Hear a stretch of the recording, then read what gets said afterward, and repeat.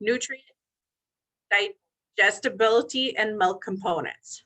We have three speakers today, a Dr. Luis Ferrerto, an extension ruminant nutrition specialist and assistant professor in the Department of Dairy and Animal Sciences at the University of Wisconsin-Madison, Matt Lippert, and Ashley Olson.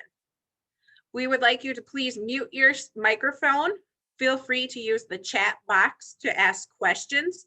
We will answer any questions at the end of Ashley's presentation. And to get going, so we can keep the best use of our time, we will start with Dr. Luis. Oh, good afternoon. Thanks for the introduction, and thank you all for attending our webinar series. So today we will discuss about the strategies to optimize the use of starch by lactating cows. And the objectives of this initial presentation is to first reveal the importance not only about starch, but also how starch is digested and what does that represent to the dairy cow. And more important than that, we'll try to discuss a little bit how starch is utilized throughout the lactation, as cows in different stages of lactation may use that in a completely different way. After that, we'll try to discuss some indicators of starch digestibility and how can we use those indicators to improve digestibility of starchy feedstuffs and consequently improve lactation performance. So all the time I think about starch, and starch is definitely my favorite subject in nutrition to study. I always have this question about, is starch a required nutrient? Even though I know that answer, I always try to understand a little bit behind that. And you know, if you go back to the Dairy NRC 2001, and yes, I do understand it's a little bit outdated, and hopefully next year we will see some a new version of that. But if you go back to the Dairy NRC, you'll see that starch is not really a required nutrient, right? And that makes sense for two different things, right? First, during the time the NRC committee put together the Dairy NRC in 2001, commercial labs did not really perform starch assays on a routine basis. So it didn't make sense to have a lot of starch data there if people could not really analyze for that and get some of those informations. But in addition to that, it's important to remember that starch, in addition to fiber and sugars, they're all carbohydrates. And you know, at the end of the day, all those different carbohydrate sources provide energy, and energy is the true requirement, right? But remember, starch shifts fermentation towards propionate in the rumen, and propionate may be a very important precursor of energy to the lactating cow. So we're going to try to discuss a little bit more of that today. Okay? So if we move forward 13 years after the Dairy NRC, in 2014, the American Dairy Science Association organized a discovery conference in which the main focus was to discuss starch for dairy cows. And throughout that particular conference, which was outstanding in my opinion, a lot of researchers show very important data on how starch can be utilized by dairy cows. But at the end of the day, some of those keynote speakers, they highlighted to us that, yes, the starch is very important, but it's not really a required nutrient. And because of that, I'll ask you the question today, why are we discussing starch, right? So in order to answer that, I have a table describing 5 of the most utilized cereal grains. And the reason why I'm highlighting those cereal grains is because if you think throughout the world, those different cereal grains are the most important energy sources provided to dairy cows, right? You will see that corn is highlighted in this particular table. And the reason for that is because this is very likely the most utilized energy source in the United States. So if you think about all those different starch sources, and particularly about corn, you see that all those ingredients have 45% or more starch in their nutrient composition. And if we think about corn, it's 70%. So basically starch is important because The main energy source we feed to dairy cows, with the exception of forages, of course, they contain very high levels of starch. So if we shift to the third, fourth, and fifth columns here, we have a little bit of a description of the digestibility values for those different cereal grains. And just so you understand exactly what those means, on the third column, we have effective ruminal disappearance. Please remember that this is not a measurement that we perform in a dairy cow. Basically, the cow is not consuming the diet for us to measure digestibility for this particular parameter. This is associated with some of our laboratory methods, either in vitro or in situ, but basically we can predict some of the digestibility. And I think that if we compare that with the fourth column, where we have ruminal starch digestibility, and those are literature values with studies conducted with lactating cows consuming diets containing those different feed sources where starch digestibility was really measured, you see that they don't differ greatly, right? I think the take-home message between these two different columns is that ruminal disappearance or ruminal digestibility of starch varies greatly, right? You can see that if we focus on ruminal starch digestibility, the variation is between 10 and 80%, and that's a lot, right? So I think we need to discuss a little bit, why is that the case and what does that mean? And if we go to the last column here, we have total tract starch digestibility. Basically, this is the digestibility across the entire gastrointestinal system of the dairy cow. Basically accounts for ruminal, small intestine, and large intestine digestibility of starch, and basically is the subtraction of what is being excreted in the manure.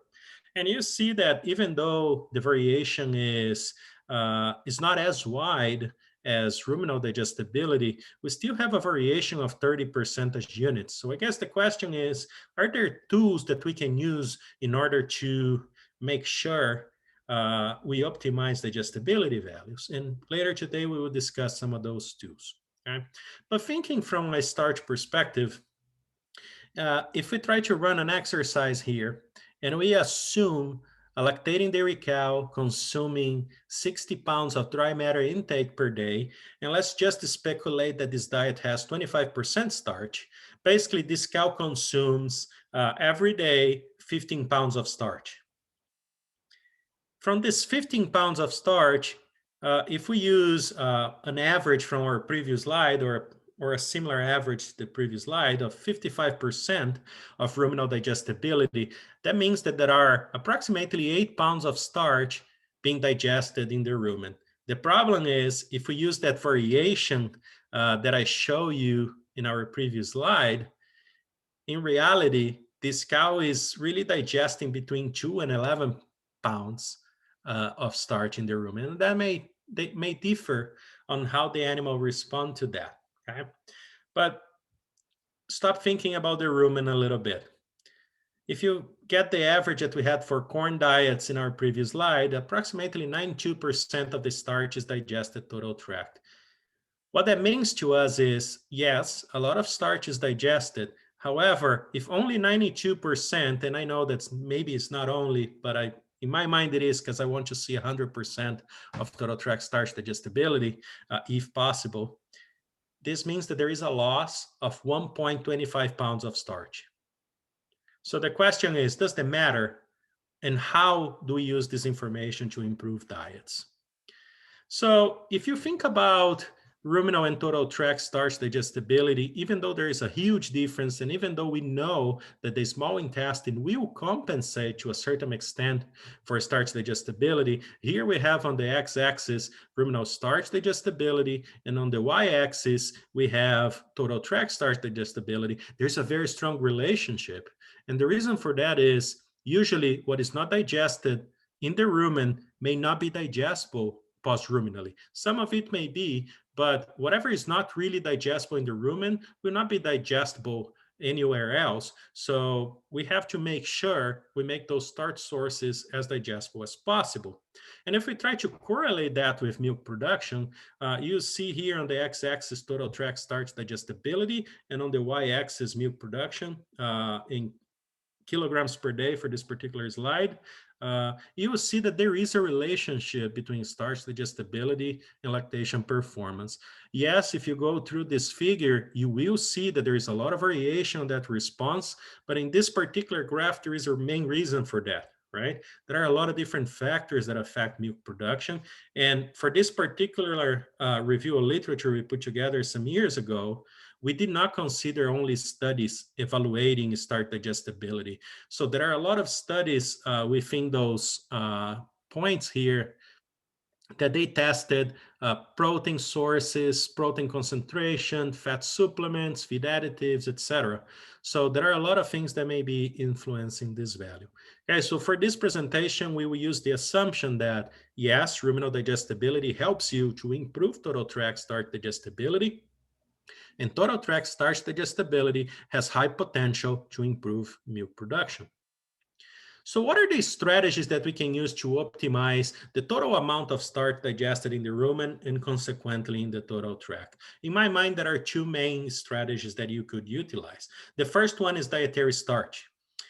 Basically, if you manipulate the amount of starch provided in a diet, very likely you can increase the amount of starch digested in the rumen, not the percentage of digestibility, but the total amount. Okay? The complication associated with dietary starch is that the response depends on stage of lactation. And very often what we see is, particularly for peak and mid lactation cows, a reduction in starch may cause an impair on performance.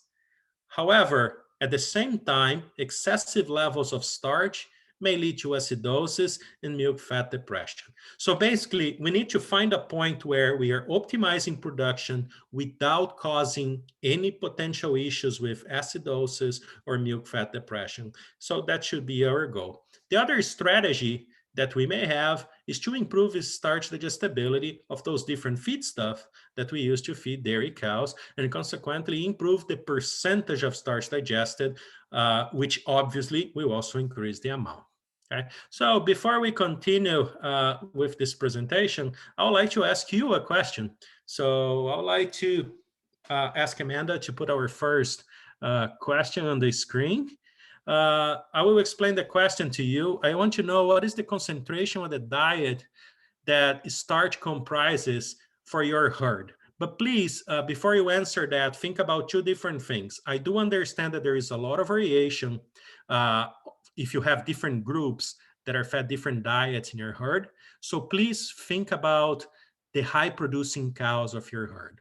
Okay, and if you work with multiple herds, think about the most common range of starch that you could be feeding. So if you could answer that, that would be amazing. And I will answer mine here just the same as I put in my previous slide.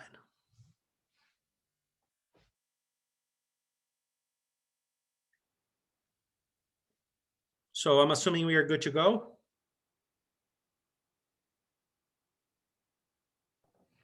Looks like about 62% of the people have voted.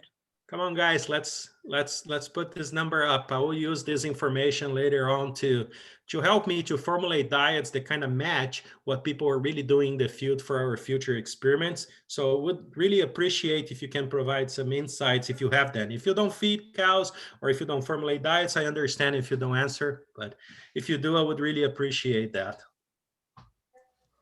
We're up to 72%, Louise. Awesome. 70% attendance is always great for classes. So I will continue with the slide set. And before we continue, yeah, I like those answers here. And as expected, there's a lot of variation. Looks like the vast majority utilize between 24 and 28%, which is not surprising. And then the two ranges right below or right on top of that also accounts for a good chunk of people. So it makes a lot of sense to me. Yeah, thanks for sharing that. So continuing our presentation, from an energy perspective, feeding cows is not easy, right? And if you go back to this classical lactation curve that we have here, we have three main pieces of information.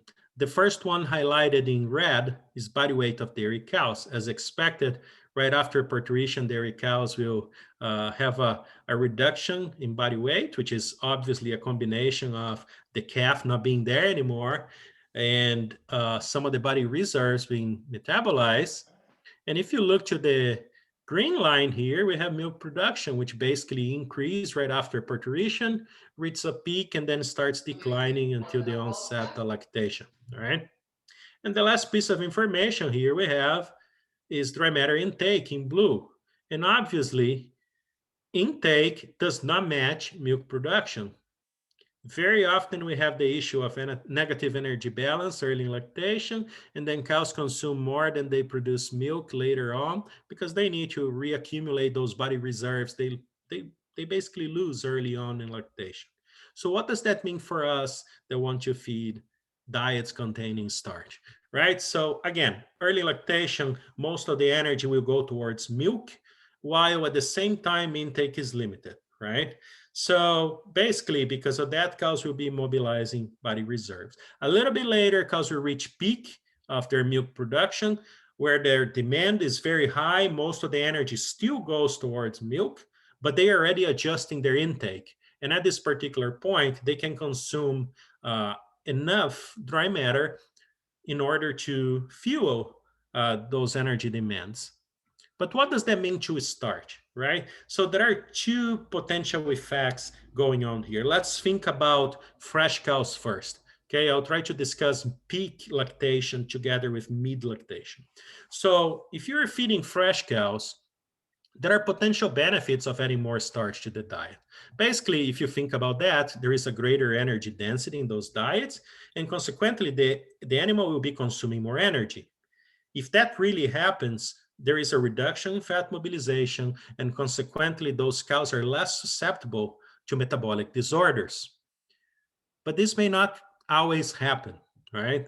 At the same time, there are potential negative effects of adding more starch. For example, if those cows are consuming a very energy controlled diet prepartum, like during the close-up, and you go with a very aggressive diet early on in lactation, there's potential for subacute ruminal acidosis, as this rumen may not be prepared yet to receive a lot of very digestible material, such as starch, and you have a huge increase in the acid load in the rumen. If that happens, most of these acids, usually it is propionate. And when you have a lot of propionate going to the liver, in addition to body reserves like NIFA, right, non-esterified fatty acids, there is potential for the liver to send signals to the brain in order to tell dairy cows, stop eating, it's about time. If that happens, there is potential for a reduction in intake. So adding more starch to the diet may be great, it may be terrible. So the question is, what do we do, right? And if you dig into literature, you will see that unfortunately, the results are not consistent, which basically tell us we are not 100% sure what to do. And that makes a lot of sense to me because the transition cow is very likely the most difficult animal to understand. And I believe that if you go through literature, there are a couple of theories going on right now that perhaps the difference in starch concentration between the pre and postpartum diets are very likely much more important than the starch concentration itself, right? In addition to that, you always have to remember that there are multiple relationships between starch and other nutrients, including physically effective NDF, for example. So in my opinion, the best starting point is try to formulate diets for fresh cows where the starch concentration is not more than 10 percentage units greater compared to the close-up diet. In addition to that, if you can have a group with fresh cows and then you move those cows to a high producing cow group, perhaps a gradual increase approach may be the best option. Let's suppose that you feed, 15% starch during the prepartum period, and then you have a fresh cow group, perhaps having 21, 23% starch, and then later moving up to 27% for the high producing group, or maybe 30%, depending on your start source and how you like feeding cows, may be a good option. Okay, for the record, those are arbitrary numbers I'm using for this particular example. It's not necessarily the numbers you have to follow when formulating diets. Okay. In addition to that, if you use a lot of high moisture shell corn for fresh cows, perhaps would be advised to reduce a little bit starch concentration for fresh cows, because those particular energy sources may be extremely digestible and compromise some of the factors we mentioned earlier in terms of acidosis and milk fat depression. Okay, so moving towards peak and mid-lactation cows, we reach a point where those cows can meet their energy demand. So if you have a diet that does not induce gut feel, those cows will consume enough starch.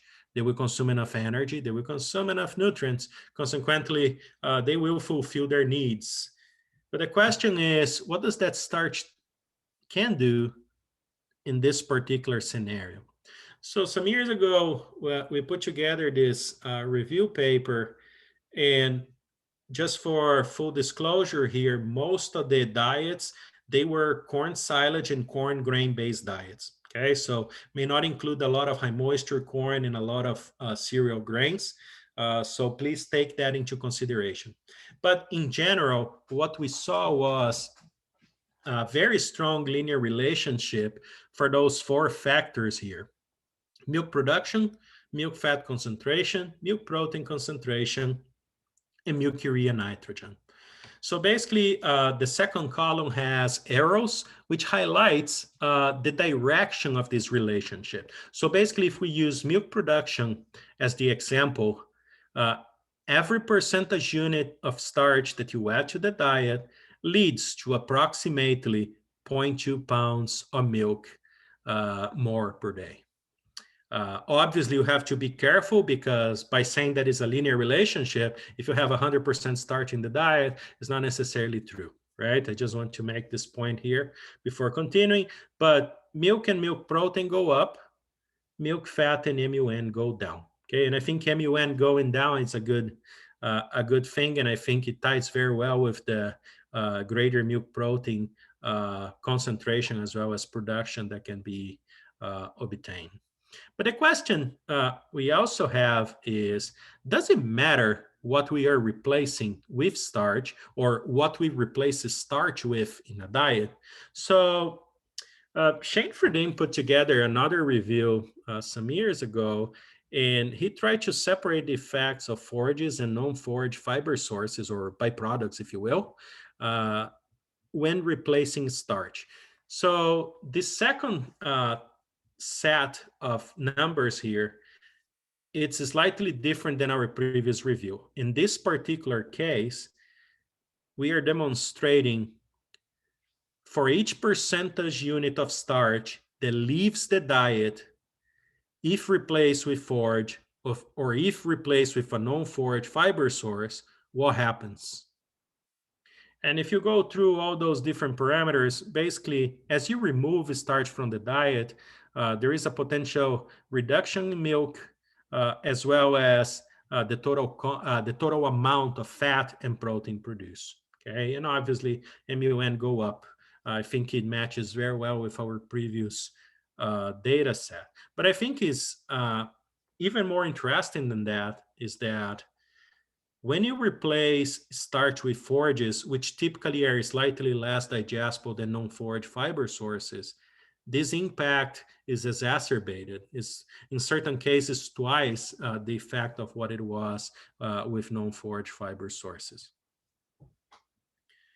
However, another important thing we learned during these exercises was that as we continue to increase starch in the diet, fiber digestibility goes down. And I believe there are two main reasons for that. Okay. The first reason for that is if you replace the starch with non-forage fiber sources, a lot of the NDF digestibility will be greater than forages. So this may be partially attenuating what is really going on there. But in addition to that, if you have a lot of starch in the diet, and you can see the literature has values up to 45, which definitely I don't suggest you to use. there is a potential for a reduction in pH, and pH will limit the ability of microbes to digest fiber.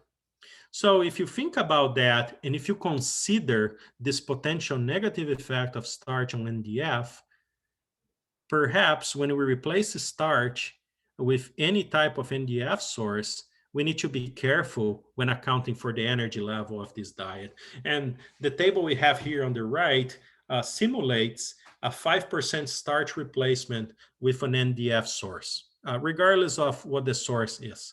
If we go back to the NRC 2001 and we do not adjust for this loss in NDF digestibility, it looks like that this replacement of starch with NDF brings a loss of 6.5% in energy. But in reality, the loss is lower than that, because if you have a lot of starch in the diet, you are compromising to a certain extent NDF digestibility. Okay, so we need to pay attention to some of those. And my understanding is that some calculations associated with this effect will be on the next NRC, hopefully, and I think will be very helpful for us to formulate diets. And just to complement the information we put together, regardless of the source of starch you use and the dietary starch concentration you typically feed, consider that a lot of different factors affect rumen pH, and we need to make sure those animals, they have a favorable rumen environment in order to make sure they will produce milk. Okay, so thinking about that, this review by Zebelli put together some important factors. And if you pay attention to the last column here, which we call slope, basically this is the effect for each percentage unit change on those different factors on rumen pH. Okay, so basically forage NDF, or a good fiber source, good physically effective fiber source, will promote rumination, will help with rumen pH. The more you add no-fiber carbohydrates, and the more you add ruminal degradable starch from concentrates to the diet, there's more potential for rumen pH to go down. So it's important that you balance diets contain a sufficient amount of physically effective NDF in comparison to ruminal degradable starch sources. And last, when we reach to late lactation, the cows are, instead of sending a lot of the energy consumed towards milk production, they start partitioning some of this energy towards body reserves, which obviously is very important because we want the dairy cow to be ready for the dry period and for the next lactation. Under those particular conditions, very likely replacing part of the starch may be very useful, because a lot of the energy coming from starch may lead to accumulation of body fat, and in this particular period, and we don't want those cows to get fat. We just want them to recover the body condition that they lost during early and peak lactation. So now we will shift gears here, and we will move towards starch digestibility. And you'll see here that I'm mentioning that fecal starch may be a great tool to measure and manage starch digestibility on farm. And we will discuss more about that. But before we continue, I have another question for you. We would like to know, and Amanda, if you could put the question up for us. What we would like to know here is, except for corn silage, okay, what is the main starch source you use for your lactating cows? And please pay attention here that we have multiple options, including one that is a combination of dry corn and a fermented corn source, which could be high moisture shell corn, ullage, or snaplage. Okay, so again, if you work with multiple herds, please answer what you think is the most common scenario that you typically face. And we'll give you guys a couple seconds to fill out this poll question. We're currently at about 45% of the participants have answered. So we'll give you a few more seconds.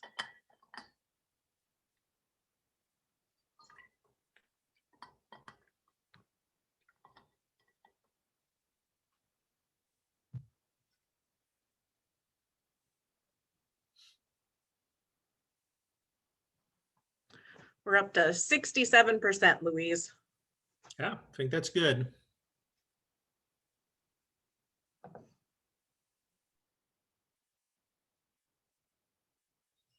Okay, well, thank you all for providing your answer here. Looks like the vast majority, at least slightly above half of you, use dry ground corn as your primary starch source, followed by high moisture corn, then early snaplage, a combination, and 0% for small grains. Thank you. I love working with corn. So, this answer fits very well what I want to see from a research perspective. Okay, maybe not from a diet formulation perspective, but jokes aside, I think this scenario matches what we expected to see. So we'll try to focus some of our discussions primarily on dry corn when explaining a little bit of starch digestibility. Okay, so I mentioned fecal starch, right? And fecal starch is very important. A couple of things about fecal starch you need to remember. First, it does not tell you where starch is being digested. So if we go back to this particular graph that you saw early in this presentation, we don't know if starch is being digested in the rumen, post-ruminally. We just know the total amount. We just know the total tract starch digestibility. However, when we put together this graph, we also try to understand, can we calculate ruminal starch digestibility from total tract? And we put together an equation. It's not perfect, but help us to understand what may be going on with dairy cows. So a lot of times when we measure fecal starch and we see, oh, my fecal starch changed from maybe 5 to 4 percentage units, right? Does that matter? I think it does. And the reason for that is sometimes when we look to total tract starch digestibility, we may not see a drastic change, right? But for every percentage unit change in total tract starch digestibility, very likely you had a difference between 3 and 4 percentage units of starch being digested in the rumen. In other words, what that means to us is, let's suppose that you have 3 cows, one that has 92, one that has 95, and one that has 98% of total tract starch digestibility. In reality, this may represent 50, 60, or 70% of the starch being digested in your rumen. So this may play a major role there. So it's very important. And sometimes the small shift that we see in fecal starch or the small shift we see in total tract starch digestibility may actually be very important. Okay? So in order to illustrate that, I put some fecal starch economics here. I'll try to describe how I try to understand the potential benefit of fecal starch. And I suggest that you calculate that using your own numbers. Okay, the numbers I'm providing here may not match exactly what you're doing at your dairy or the clients that you work with. So try to put together your own numbers there. Okay, so I'm using exactly the same cow that started this presentation, consuming 60 pounds per day of dry matter. Her diet is still 25% starch. But for this exercise, what we'll do is I will try to add extra to the diet, enough corn grain to replace that starch that's lost in the manure. Okay, I know that a lot of people wouldn't do that. It's just to try to put a number to understand what you may be losing or what is the true economic impact of starch digestibility. Okay. In order to do that, we will assume the corn grain has 70% starch. So in other words, 1 pound of corn means 0.7 pound of starch. And we will also assume that only 70% of this starch is digestible based on in vitro starch digestibility data. Okay. So in other words, each 1 pound of corn extra means only half a pound of starch. And then I use the corn price highlighted here, $168 per ton, but I suggest you to use the price that is more likely for you to pay. And obviously those prices vary every year. So I think it's important to always consider and reconsider these calculations in order to see under which conditions this may be more or less important to your herd.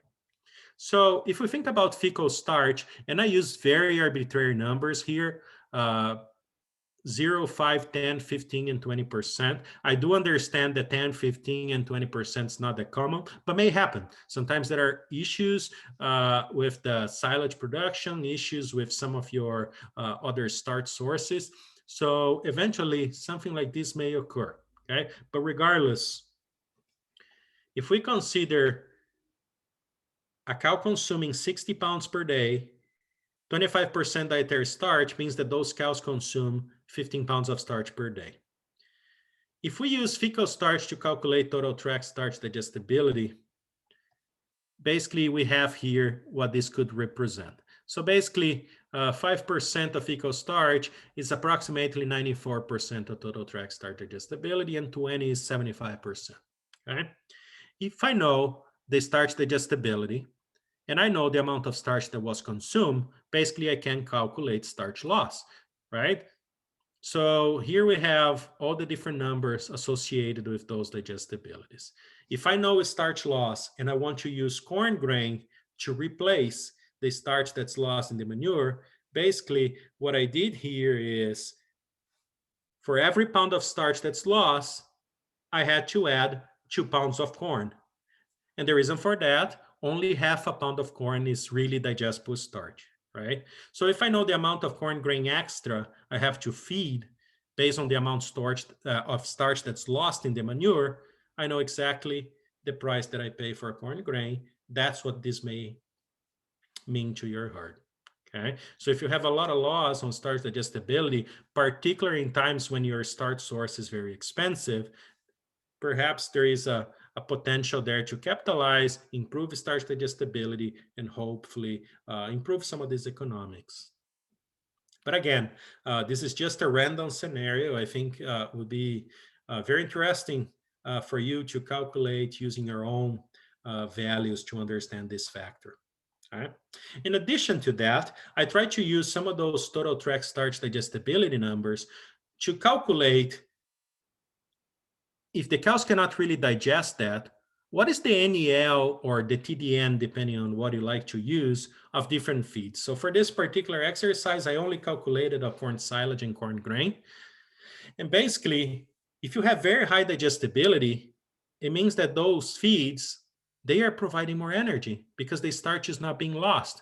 Okay, so basically, if we use corn silage here, highlighted in the third row, you can see that if you have virtually 100% digestibility, the NEL of corn silage is almost 1. If you have 10% of fecal starch, which basically is 88% of starch digestibility, is 0.9. So how does that change when you formulate diet? It probably changes a lot. Okay, so this is just a random exercise, just to give another perspective on that. But basically, if a starch is being lost in the manure, it means that the NEL of those feeds are not as high as you expected them to be. So now that we know that fecal starch may be a good tool, fecal starch values are high. What do I do? Well, in addition to not knowing the site of starch digestion, fecal starch cannot tell you which ingredient's the problem, right? We know that there's a problem with the diet somewhere, but we don't know where. So the first thing we have to do is to go through all the different starch sources and then try to understand what happened, okay? And these are some indicators that may help us to solve this issue, okay? So the most important starch indicators we typically use is obviously starch concentration, right? But more important than that, starch digestibility. Here we have a starch D, which could be in vitro or in situ, depending on the commercial lab you decide to analyze your samples with. But basically, I particularly like using the 7-hour starch digestibility. And it's important because there are many factors that change the number. And sometimes, even if you do everything perfect, corn silage may change every year, high moisture shell corn may change every year, even the dry corn you buy may change every year. So because of that, it's important to keep a database to understand what's going on. In terms of corn silage, obviously corn silage processing score is also very important. We will not discuss a lot of corn silage today because we have a presentation focused more on corn silage late February. So we'll wait until there to give more information on that. But usually more starch, more digestible starch if you think about 7-hour starch digestibility, less prolamine or more ammonia if you're talking about fermented feeds, and greater corn silage processing score. All those factors may alter the energy density of feedstuff and impact milk yield or feed efficiency. Okay. Well, Luis, but what are the factors that really affect starch digestibility in corn grain, high moisture corn, earlage, and snaplage, which are the main starch sources that you answer that you utilize? So regardless of which of those you use, particle size is very important. Okay, and I will show you some data on particle size next, so I will explain why that's so important. But regardless of the type of starch source that you're utilizing, particle size is very likely the most important player that we have here. If you work with high moisture shell corn, snaplage or earlage, there are a couple more factors to consider. For example, maturity at harvest, in addition to fermentation time. And by fermentation time, what I'm talking about is for how long you will store the silo before opening it. And I will give you more information as we keep moving. And the last factor is the type of corn you use. We are not going to touch that a lot today. And I believe that for US, this is slightly less important than for other areas where people feed a lot of Flint hybrids. US, most of the hybrids, they are actually more digestible than in many parts of the world. Okay, but if you have very hard type of corn, which has very high vitreousness or basically has a lot of prolamine protein surrounding starch, this may be a factor as well. Okay, so going back to our initial discussion, I mentioned that particle size is a very important factor. The reason for that is very fine particles are easier for microbes to digest in the rumen. Rumen bacteria can attach and digest starch much faster, easier and faster if you have fine particles. If you have very coarse particles or intact kernels, basically what happens is those bacteria will struggle to attach to those particles, and they will not be able to fully digest that before it moves from the rumen to the small intestine. And the small intestine will be the same thing. There are enzymes being secreted, and if you have very large particles, those enzymes may not have enough time to digest the starch before kernels pass through the gastrointestinal tract. Okay, so basically, in this summary of literature, what we learned was starch digestibility is linearly related to particle size, in this case, geometric mean particle size of corn grain. So if you use very coarsely ground corn, very likely the digestibility may be slightly lower than if you use finely ground corn. This is also true for high moisture corn, earlage, and snaplage. Okay. And yes, I do understand that for high moisture corn, earlage, and snaplage, it's harder to obtain very finely ground because it spends much more time to grind. There are a lot of issues with the material getting stuck in those sieves, etc. But if there is a way of grinding that finer, I think would be a good strategy. Okay, today we have data that show that finely ground high moisture corn ferments slightly better than coarsely ground high moisture corn. And by coarsely ground, I'm talking about 35 to 40, 100 microns. Okay, very, very coarsely ground with even some intact kernels. Okay?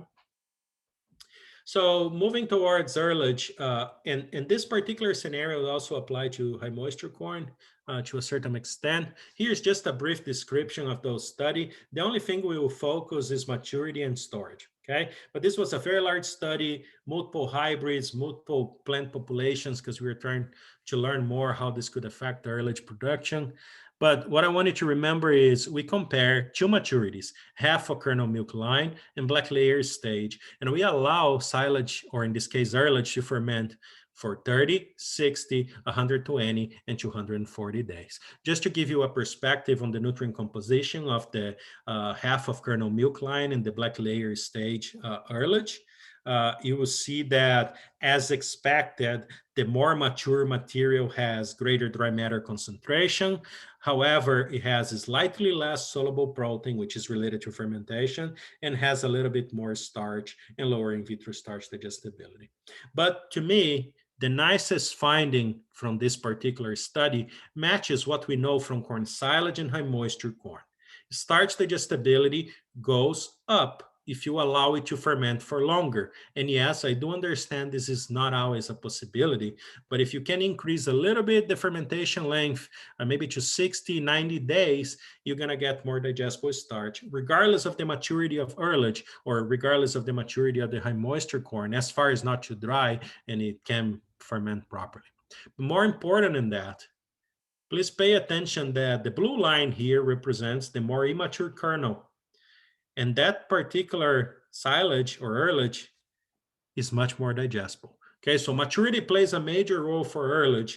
So if you wait until too late to harvest earlage, you may end up with a less digestible material. And this is for multiple reasons. Okay, starch digestibility reduces with maturity. Is natural, it's because of prolamine accumulation. But in addition to that, kernels get harder. It's probably harder to break. So very likely some of those more immature kernels, the particle size is probably coarser. So in summary, for starch digestibility, and in my opinion, this applies to corn silage, high moisture corn, earlage, and snaplage. Okay, and to some of those, also corn grain. So break kernels as much as you can, regardless of the starch source. Finely ground material and broken kernels goes a long way. And those are very likely the most important factors for starch digestibility. For fermented feeds, if possible, allow them to ferment for a little bit longer. The bacteria will help you to have a more the bacteria in the silo will help you to have a more digestible feed. In addition to that, regardless if we are talking about corn silage, high moisture corn, or earlage, harvest at the correct maturity. The more immature those kernels are, less digestible they are. So it's very important to target correctly and make sure you do a good job when harvesting those. So implications of this presentation, fecal starch may be a viable tool to assess dietary starch digestibility on farm. And today, we know that there are multiple strategies that increase the starch digestibility of individual feed ingredients. So it's very important to try to target those different starch sources you have and understand what may be causing the greater fecal starch if you have this issue. Okay. Starch concentration and digestibility change intake, milk and milk components production. So this could be very important tools to help with diet formulation and to improve lactation performance. And my suggestion is whenever possible, try to combine fecal starch and milk sample analysis to make sure you can optimize your nutritional management. With that, I would like to thank you for your attention. Here's my contact information. I'll be glad to entertain your questions at the end of our webinar series. And I will pass now to our next speaker. Thank you, Dr. Luis.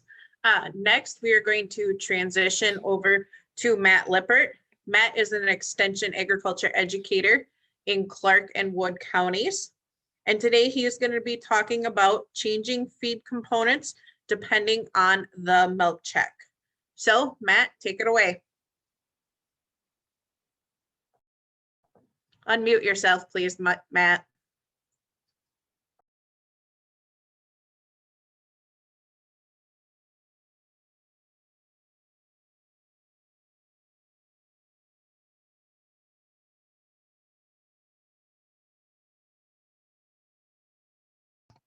How's that?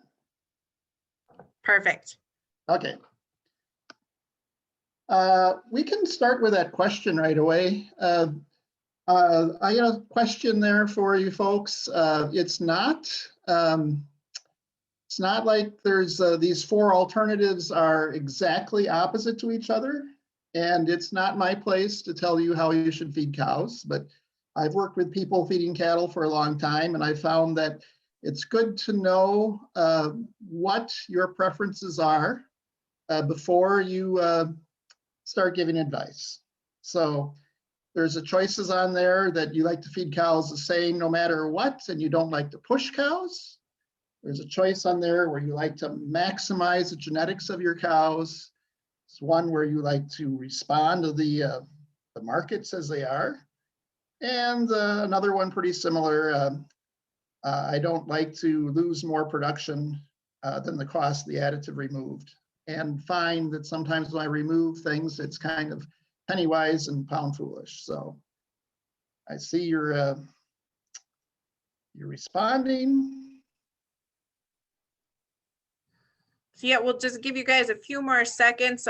Please respond to Matt's question and it'll help him decide where he's gonna go with this presentation, I think. What percent do you have back? We're at 45% right now. Okay.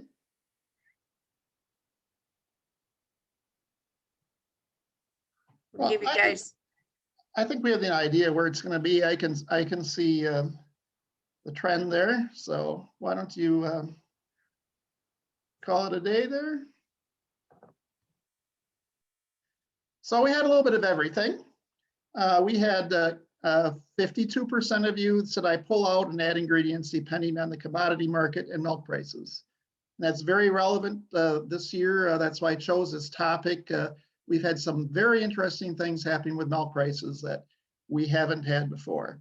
19% of you said you like to see how much your cows can do, which is actually more than I thought it might have been. 5% the cow's health is the ultimate requirement, and I don't like to push cows. And then 24% of you said, I find that I lose more production than the cost of the additive removed, so I aim for high production. So very interesting.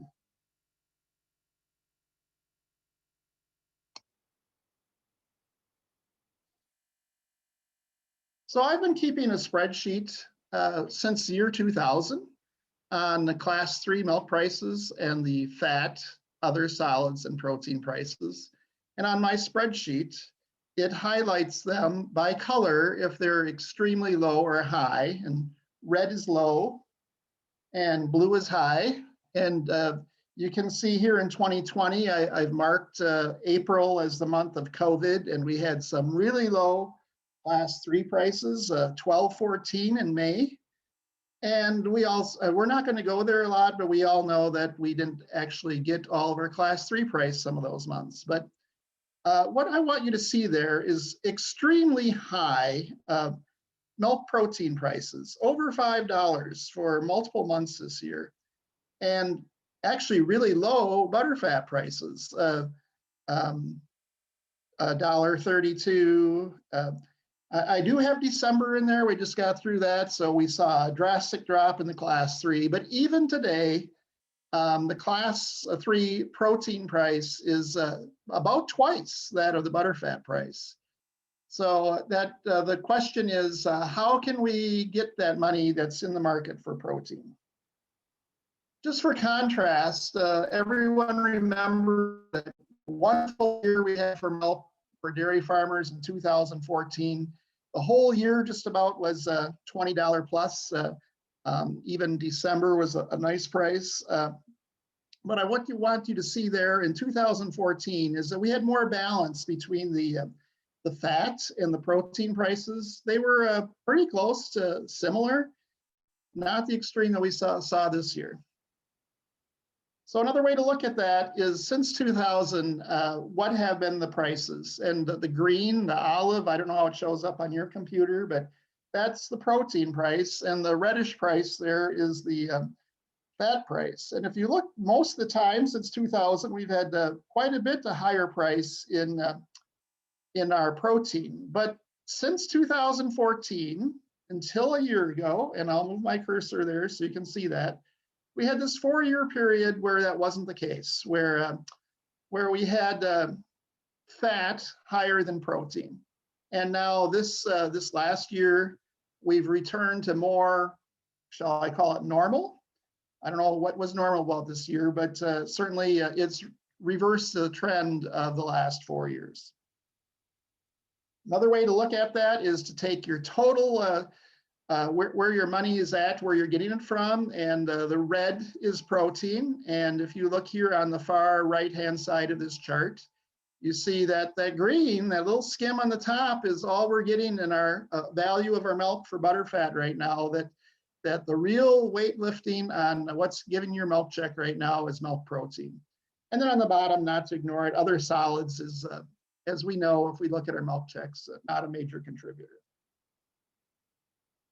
So actually, since I have this spreadsheet, Protein is really, they call class 3 the cheese price of milk. And that's really related to protein, high correlation, 79%. Fat, not so much, only 0.51. And even other solids has a higher correlation to class 3 than fat does. And unfortunately, it's very rare that you have high fat and high protein price at the same time because the market is calling producers produce one or the other, but we don't make milk that way. We make them together. So there's actually a weak negative correlation between the fat and protein prices. And basically that's tell you is what I said. We're going to keep moving. Just to throw up what 2002 looked like, so we can be thankful. We also need to be thankful. And look, in 2002, everything was bad, and we had sub $10 class 3. And the way you get that is you don't have much value for any of the components of the milk. So dairy producers have shown that they can respond to the market as far as producing the type of milk that prices value. So with 4 years of butterfat being worth relatively more than protein, we've seen some pretty astonishing, if we look at statewide or federal order-wide statistics, we've moved the fat content of milk up a lot. We used to think that to move that 1/100% by a month was all that was really possible, but we've moved it in 0.1%. We've had many months now where butterfat is over 4%. Where we know that a decade ago it was 3.8 or whatever. So we've really put a lot more fat in the milk. And this could be people using different breeds of cattle, crossbreeding higher fat. It can be within the breed, using bulls that give you more fat test. But boy, that's a slow way to get it done. That's a generation interval thing going. So today we're going to investigate more how you can do it by feeding and environment. That's really a tightrope act, and Luis did a good job of giving us, he had that chart that said if you feed more starch, you probably get a little more protein and you get a little less butterfat, and we don't want to mess with either. And so we all know that the cows, oh boy, they're milking, and oh, but the butterfat test is down. So we need to try to figure out ways to optimize all those things because it's been a tough slug for us, and we need to be good. Apparently, we need to be good at everything. So this just came across my desk in December. The big book from Central Star Co-op, which is a DHI book from Wisconsin, Michigan, and Indiana. And I just figured out what the top 10 DHI herds in their report were. They averaged, as you can see there, wonderful at everything. 32,000 of milk, 4.3 of fat, almost 3.3 of protein. And these were herds that ranged from 35 cows to 1,007. So I think that gives us an idea where we could aspire to be, what these very best herds are currently doing. And just to break that out, how that shows up to be in the top 10%, because they provided that data as well. And going back to those top $10 value herds, they basically were very near all of those. They got a lot of milk with high fat test and protein test. So to feed for that can really be quite expensive. And here's the example for fat. You could feed some MHA. You could feed maybe some palm fat, some things that are protected. And these additives could be, in theory, 50 cents per cow per day. Now, I know a lot of you are familiar with this sort of number, cost of an additive per cow per day. But we have additives, Rumensin, that is probably just a few cents. And we start thinking of additives being pretty spendy when they get to be over a dime, because our margins are that tight that we don't want to spend a lot of money in additives. But look at this league that fat additives can be. They can be really expensive.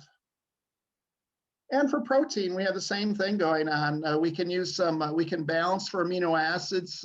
During my career in nutrition, we went from crude protein to bypass and now to amino acids.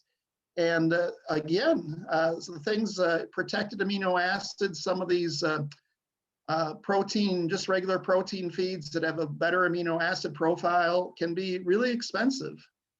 20 to 30 cents a day. And you typically with protein, no matter what level you're at, you could always aspire to get to the next better level. So I think this 20 to 30 cents is a practical number to suggest whether you're not doing anything as far as other beyond just feeding crude protein, or if you're doing a lot. To go to the next step typically is going to cost you a piece of change. So can you even get a response out of your diets from feeding these kind of pricey things? And here's a meta-analysis, 63 trials, 258 treatments, and they weren't looking just at methionine. They were looking at, we talk about methionine and lysine, but certainly all the amino acids at some point could be limiting. So that's the way this meta-analysis was set up, to look at all of them. But I picked out methionine. And the difference between treatment and control on these 63 trials was 5 grams of methionine. And that came to basically 5 times that amount of milk grams, 24.5 grams of milk result of the supplemental methionine, and a highly significant P of 0.001. Now, if you broke that out and tried to figure out how much it gave you more milk or how much it gave you more protein test, it was not really significant on either of those, but the combination, which you have to have the combination to get more total protein, was highly significant. So yes, you can feed these additives and get significant responses. On the other hand, there are ways, and Luis did a good job of setting the foundation for that. There's ways that don't have to be really expensive to get these results.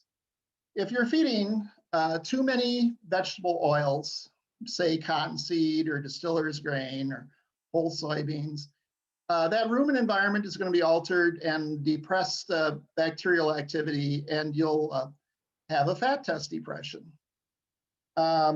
If you feed too much starch, Luis again told us that that'll be bad. And if we feed a little more NDF, it's typically good. So there's things we can do. Certainly we should do first before we talk about the expensive additives that are practical to move those the fat percent. And pretty similar for protein. Unfortunately, as Luis showed us, put more starch in there and you get more protein versus what happens to butterfat. So more people looking at things beyond starch, certainly beyond the starch processing, and it's not just starch, the form of the starch, the fermentation time and so forth. Also, a lot of people looking at sugars and what they bring to the table to typically molasses and whey products that can help you to optimize rumen environment and more protein. So one way to look at some of these things, to the health of the rumen, is de novo fatty acids. So there was a test that came out that's de novo that a milk testing lab can do, and they can tell you if the butterfat from your cows is being created by the cow, or if it's just passing through from the feed to the milk. And you want the cow to create more. And so what this study did is they broke out herds that had high de novo levels versus herds that had low de novo levels. And they found, fortunately, so high to me would mean active, healthy rumen, that these cows produce not only more fat percent, they also produce more protein and protein percent. So if there's a take home here, I'm trying to go fast, keep us on schedule, is a healthy rumen. And one way to measure that is this de novo fatty acid test is going to help you maximize economically both of your butterfat pounds and protein pounds. So just for example, just to throw some money out on this, if you had a 75-pound cow and you're able to move her 0.2 of protein you would get 0.15 pounds more protein at our current prices, which were over $5. Now, unfortunately, they're more like $3. That's 75 cents a cow a day. Or if you took that same cow and just kept the protein level the same, but added more milk, that would give you 45 cents more cow per day. So those are pretty encouraging numbers compared to if you could potentially do both of those, and then you'd be over $1 cow per day. So when we talked about expensive additives, there are reasons to look at them as a possibility, because this is the kind of response you might be able to have. So we're moving into a time when it looks like feedstuffs are going to become more expensive. And so we might want to feed more distillers, for example, because that's going to be something that's going to help us save on protein. So just be aware of these things, I guess, is what I want to say, because some of these expensive things still might pay for themselves. But certainly I'm just putting out there to be aware that realizing this, that you still want to optimize your components and your pounds of butter, fat, and protein, no matter what the price of commodities are. And a good way to diagnose how your herd's doing is bulk tank, percent butter fat, percent protein, MUNs. Luis mentioned that. Typically lowering MUNs a little is a good sign of a healthy environment, and just total production. And that's your feedback loop to help you get more milk production.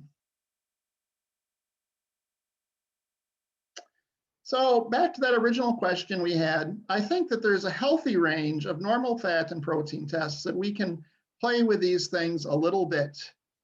And high components and yield can be accomplished together, as shown by those high DHI herds.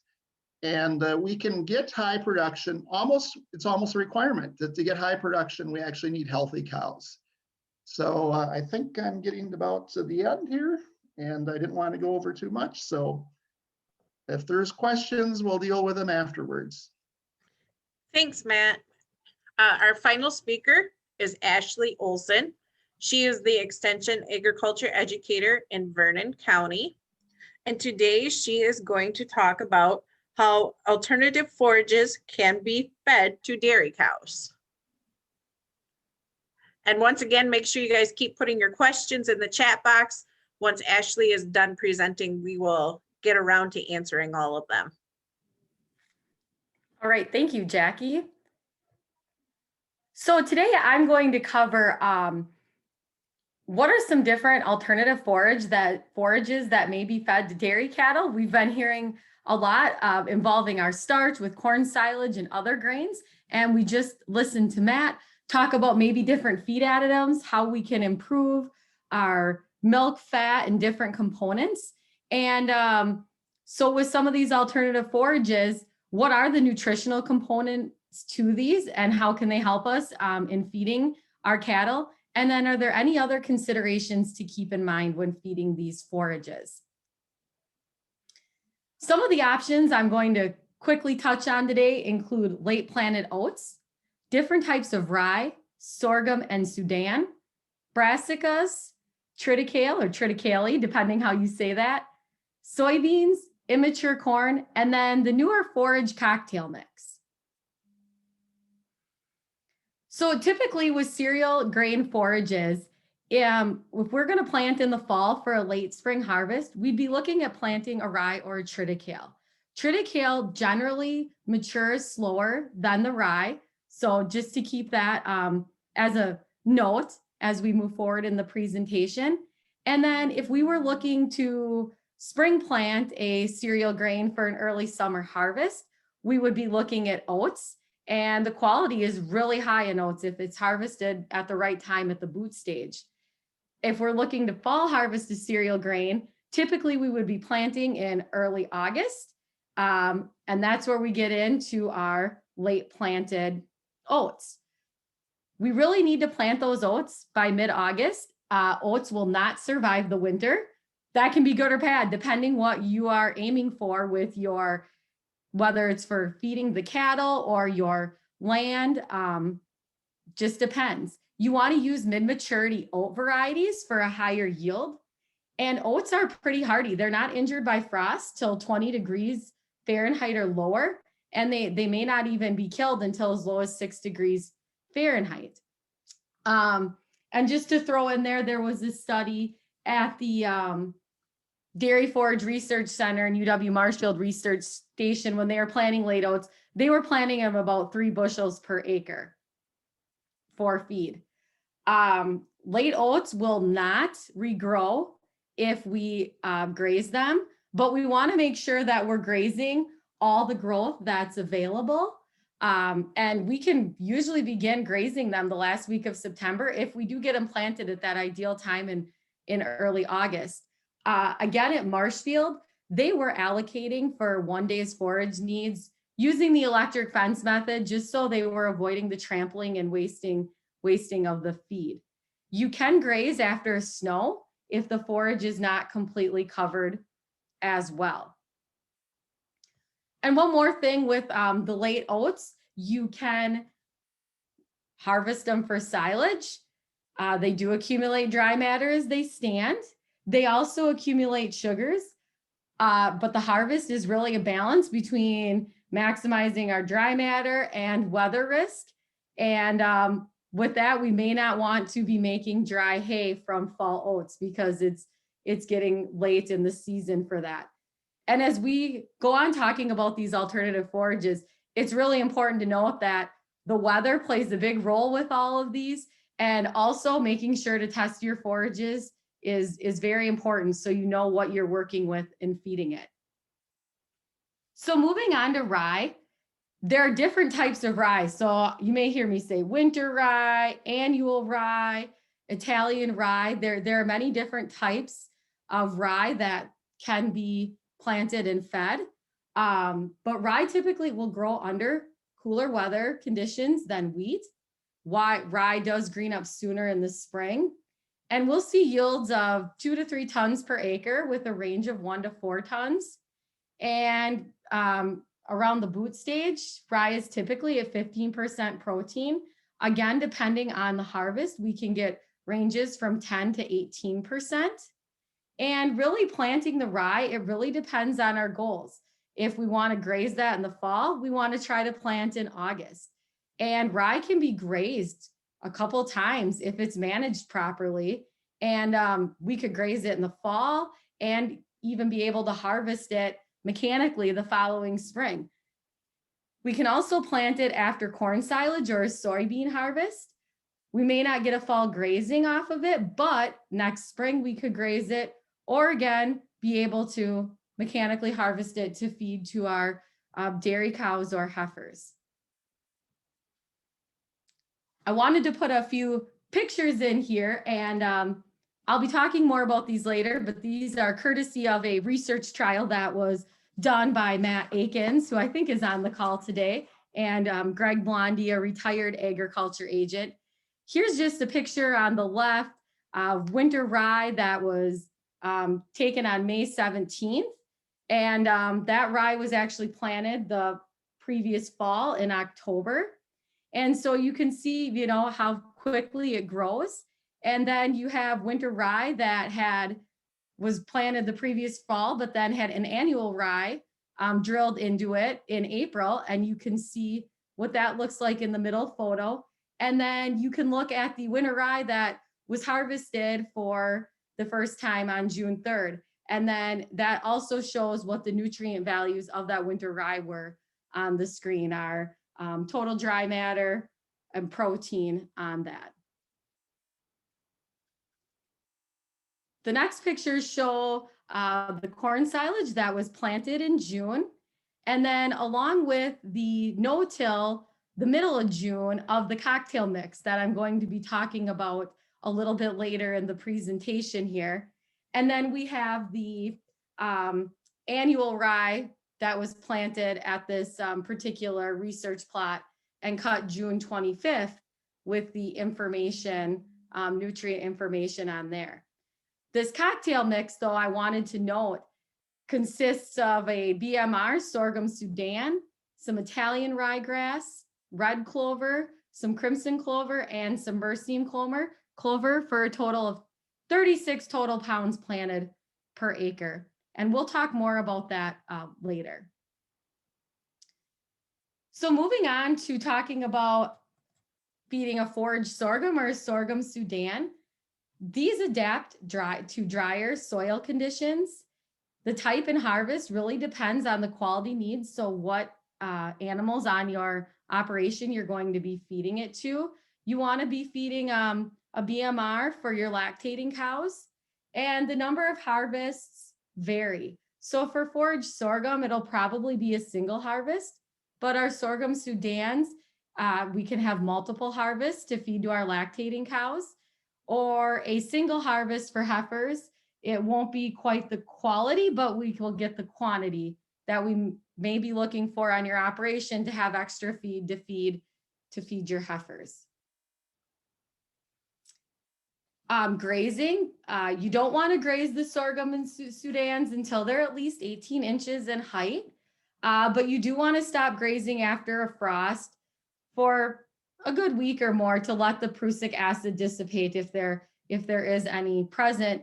And ensiling or drying the sorghum Sudan does help reduce the risk of the prussic acid. Moving on to talking about forage brassicas. They're very useful for extending the grazing season. They can be grown as a monostand or mixed with cereal grains, or for forage grasses in early spring or late fall. They can have a high crude protein and digestibility. Some examples would include turnips, some radishes, rapeseed, and kale.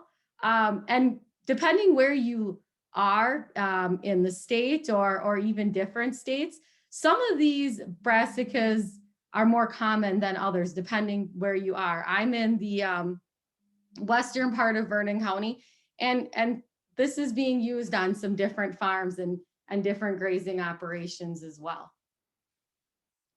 So moving on to the triticale or triticale, it is a species, grain species that combines the favorable traits of rye and wheat. It can be grazed, it can be chopped for silage, or used as a cover crop. And the crude protein range is 15 to 18%, depending on the harvest timing. Yields can range from 2 to 4 tons of dry matter if it's cut at the proper flag leaf to boot stage prior to heading, and that's when we'll get the best forage quality. So if that's what we're thinking we would want to be feeding to our dairy cattle. Delaying the harvest, it will boost our yields, but our forage quality definitely decreases. Soybeans, there have been studies done where some soybeans have been fed as a forage to dairy cattle. The pod filling adds protein and fat. I do recommend and make sure that you always read and follow all herbicide labels.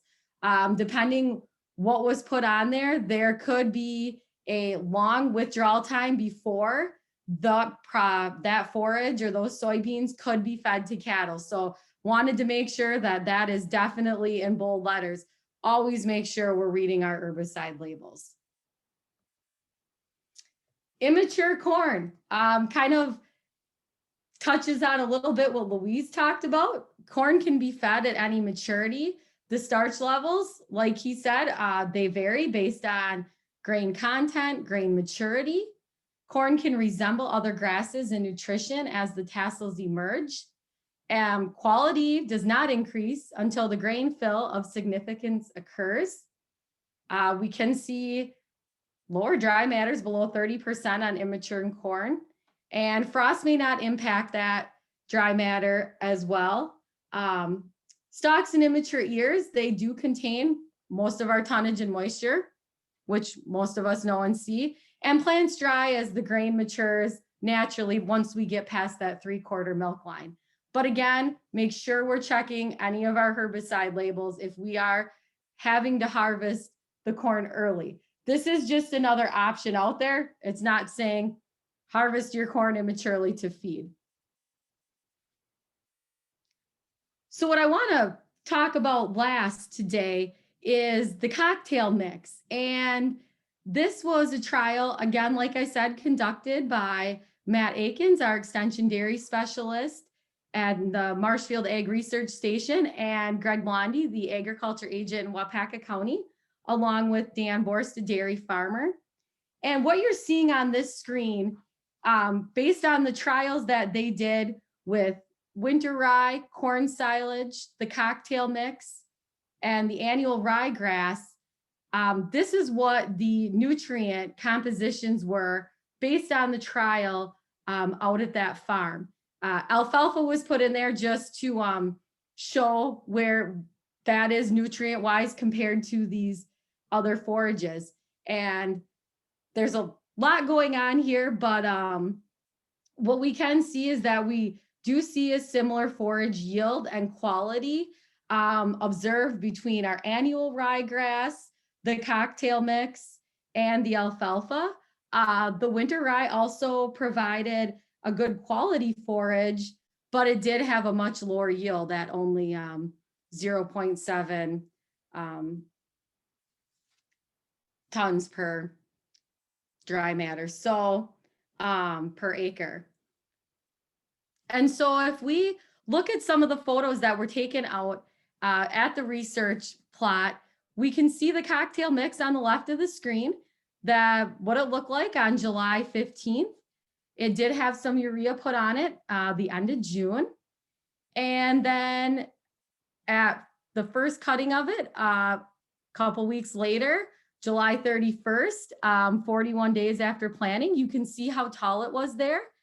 And then the next slide shows what the height was when they cut it, so we could encourage regrowth. So they did leave about 11 inches there to encourage the regrowth on that.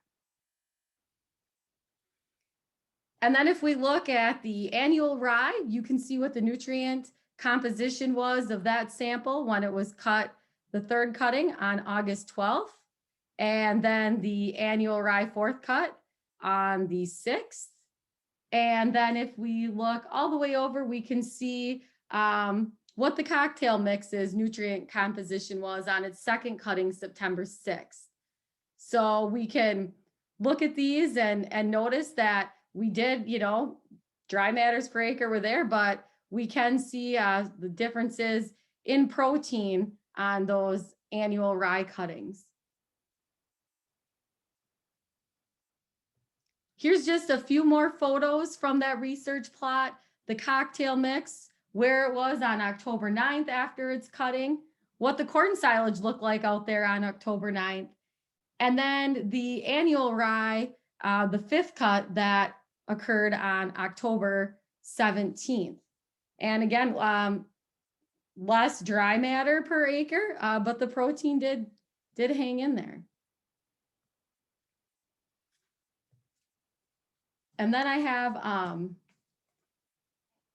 just a few more pictures of the cocktail mix, the third cutting on October 17th, and then how low it got cut all the way down, what its nutrient compositions were. And then we can look at the corn silage that was harvested on the same plot on October 28th and look at what the nutrient compositions were of that. So interesting to see the high protein on the cocktail mix, that third cutting in October. So when we're using alternative forages and dairy rations, it's really important, again, that we understand our quality and inventory, that we allocate our forages to the groups based on quality. What animals are we feeding them to on our operation? Make sure we are sampling. I can't stress enough, sampling our forages so we know what we have and what we're feeding. And really, these alternative forages are very variable depending on our weather, our cutting, the maturity, the variety. Our low fiber, high digestibility is good for high producing cows. Moderate fiber digestibility for lower producing cows or our young heifers. And when we have high fiber, low digestibility, that's best for our dry cows or bred heifers. And we also want to make sure, again, that we're watching our nutrient contents. And so sampling and making sure we're checking all labels if we're using herbicides on some of these forages is important. So if this, any of this topics interested you today, I'm done, but we're going to dig more in depth at our February 23rd nutrition presentation on sorghums with Matt Akins and rye with Kimberly Schmidt. So I'll turn it over to you, Jackie. Thanks, Ashley. Just a reminder as we wrap up today's session that the Badger Dairy Insights take place every Tuesday from 1 to 2:30 p.m. Next week's topic is preparing for an emergency.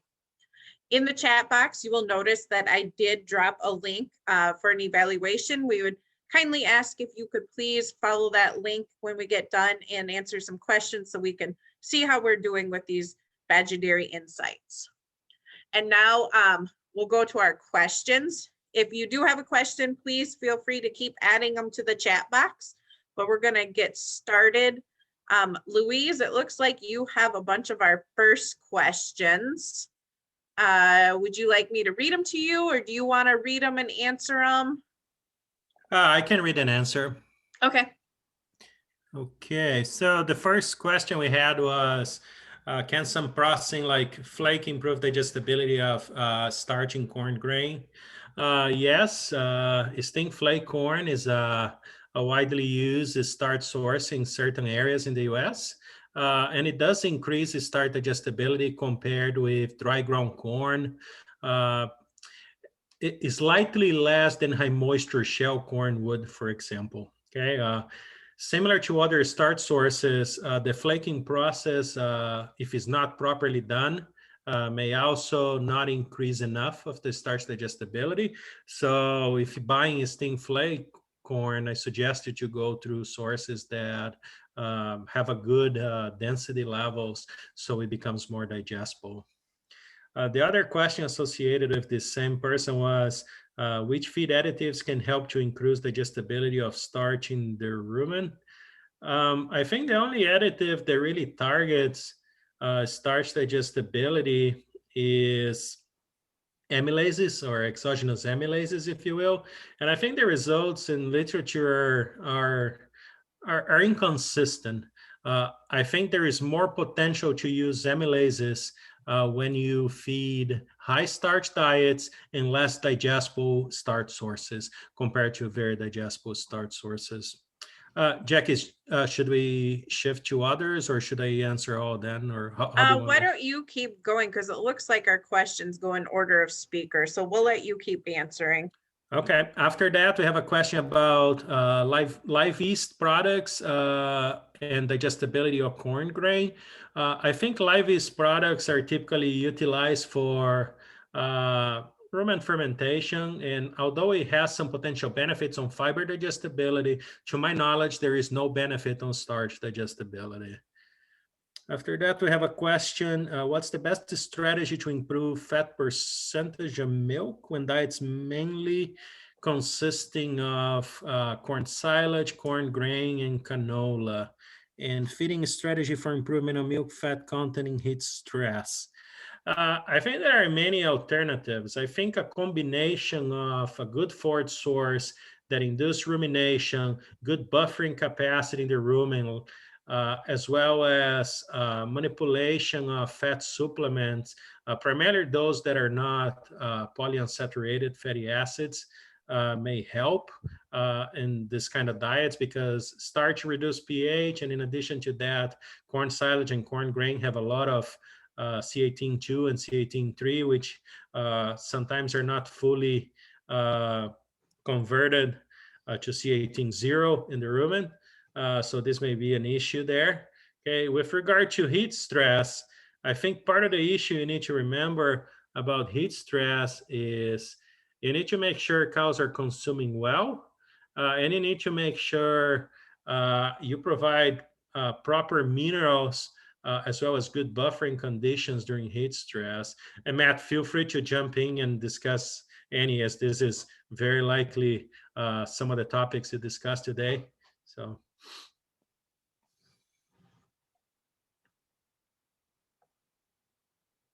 And I think the next one's probably yours too, Louise, the pure starch source or encapsulated starch.